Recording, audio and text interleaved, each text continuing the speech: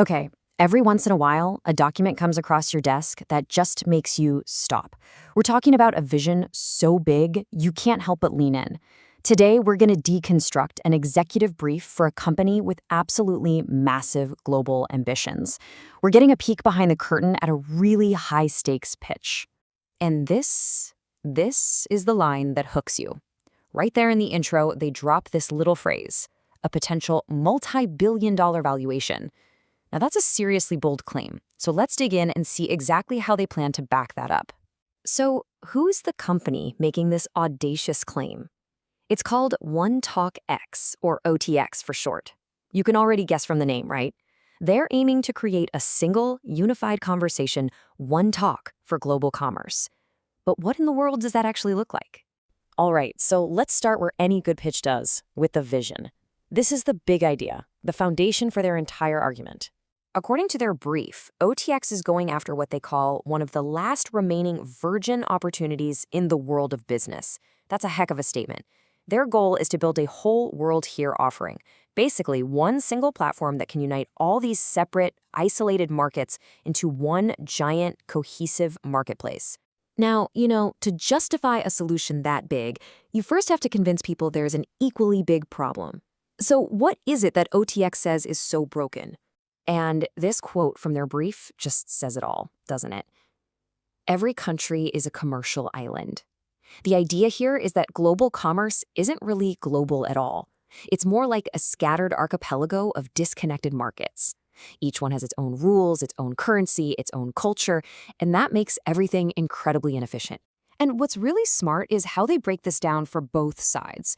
For you, the buyer, the biggest problem is trust. How can you really trust a seller thousands of miles away?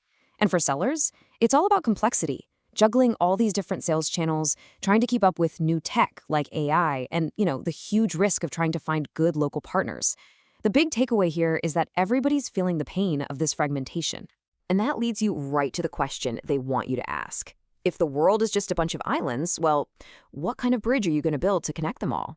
This brings us to their answer. After laying out this massive problem, how exactly do they plan to build that bridge? Let's get into the mechanics of it. At its core, OTX isn't just one thing. It's a hybrid.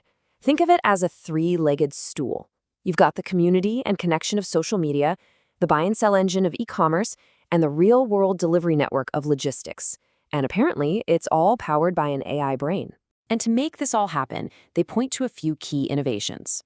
You've got X-Channel, which is their shipping service straight out of China. Then there's Team X, a whole network of licensed partners who give them that local, on-the-ground access. They also talk about something called fair use big data, hinting that users would actually get a cut of the ad revenue their data generates. It's an interesting idea for sure. So let's make this a little more concrete. Take their logistics service, X-Channel. It's actually pretty straightforward. A seller in China sends their stuff to the OTX warehouse in Shenzhen. OTX then packs it all together in big containers, handles all the customs paperwork. And the buyer? They just see one single all-inclusive price for door-to-door delivery. It's meant to take away the biggest headache in international shopping. Okay, now this chart from their brief gives you a feel for the whole architecture. You see OTX right there in the middle, acting as the central hub. On one side, you have the supply from China. On the other, it branches out into all these different sales channels, their own platform, other websites, even local agents on the ground. It's a classic hub-and-spoke model, designed to integrate all these different moving parts into one system that can scale up massively. So, we've got the problem and we've got the solution. Now for the part every investor is really waiting for, the numbers. How do you get from this idea to an $81 billion company? First, they set the stage, and the stage is huge. They point to data showing the global e-commerce market was at $16.6 trillion in 2022, and by 2028, it's projected to explode to nearly $71 trillion. The message is simple, the pie they're going after is absolutely gigantic. Now, to get to their valuation, they pull out a key metric. $300 per registered user. They argue this is a pretty common way venture capital firms value high-growth internet companies. It's a simple formula, right? The more users you get, the more you're worth.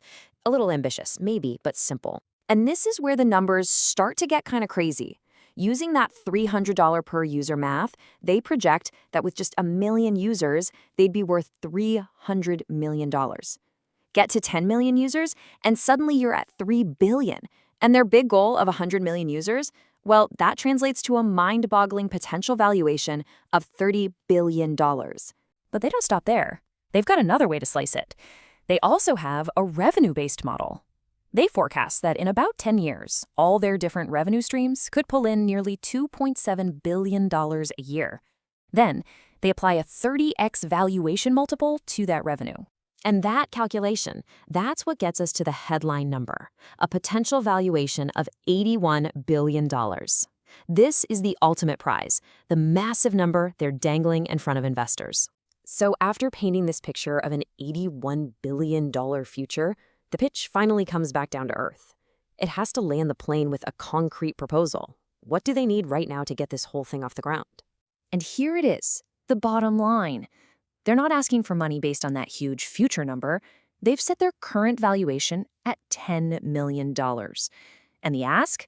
A $1 million investment in exchange for a 10% stake in the company. And this quote, this is the knockout punch of the entire pitch.